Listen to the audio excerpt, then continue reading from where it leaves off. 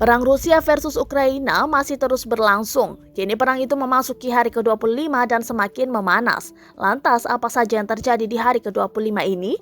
Dilansir dari tayangan Sky News di YouTube di hari ke-25, tepatnya pada tanggal 21 Maret 2022, puluhan penduduk Kherson mengusir para pasukan Rusia. Mereka kompak berteriak di tengah jalan tertuju pada kendaraan militer Rusia. Sedangkan koresponden Sky News John Sparks diperlihatkan mayat tentara Rusia yang ditata dalam bentuk Z. Mayat-mayat itu terbaring di atas tanah yang bersalju. Entah dengan tujuan apa, mayat itu dijajar dengan bentuk Z, lambang segala senjata Rusia.